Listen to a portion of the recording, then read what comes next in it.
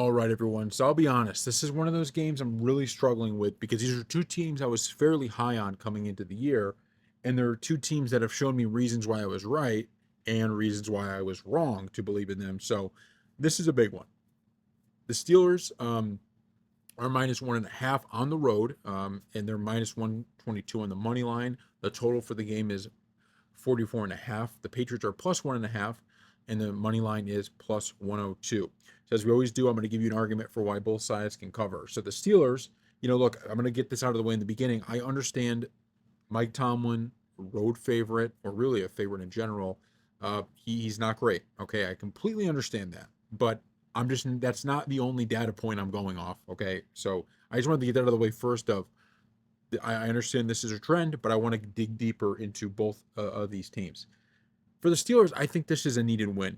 We saw against the Jets, they scored so many points. I think that excited people because everyone kind of realized, look, the defense will probably find its way. If you could have an elite offense like that, the Steelers are a title contender, right? That's kind of the thinking. Problem is, they came down to earth against the Seahawks, and it was ugly, right? Rodgers didn't look quite as good. Part of that was because of the offensive line. So now there's a little bit of, kind of worry. And when you're at 1-1, you have that third game as kind of the tiebreaker, right? We'll see three of them, and maybe two of those will look good. So this is a must-win game for these Steelers, okay? I wrote, still not sure how good the Pats are, right? The Pats are in basically the same boat as the Steelers in the sense of we've seen both of these teams play a really good game. We've seen both of these teams play a bad game. And so we don't really know where either one is at. So for the Steelers, we just don't know yet what the Patriots are. And I put should be a spot for offense and defense to get on track. I think that's the truth here for the Steelers, right? This is a chance for, okay, the Steelers look better on offense, cut out the turnovers, look efficient. You don't have to put up, 30 something points, but can you put up 21, 24 points? Probably what's going to be needed. And defensively, we want to see that Steelers defensive performance. I want sacks, I want turnovers. And if you could do that, we're getting a pick 'em game here, right? If you take these two rosters, I really think the Steelers have a much better roster, and I'm not talking. I mean, I get it. Stephon Diggs is really good, right? The Patriots have some talent. I just think as a collection, right, the collection of talent on the Steelers is much better than the Patriots, and so this is where you got to prove that, right? Even Aaron Rodgers, look, Drake May might be really good, but you have a veteran who, when he has time, has shown when he has time in the pocket, he can make things happen. So get your offense, get your defense back on track, and this is an easy game they cover, right? Because we're getting a pickup. Let's move to the Patriots now.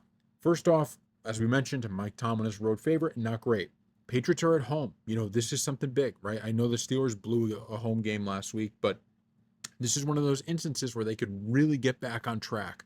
And if they win this game, the whole narrative of the season changes, right? After week one, people were like, oh, we thought the Patriots were going to be better. Maybe they're not that good. You get a big win in week two, and I understand it was against a Dolphins team that's not very good, but you get that win. You pick a win up against the Steelers, a team that people do think is going to be good. And now your season is, everything's in front of you.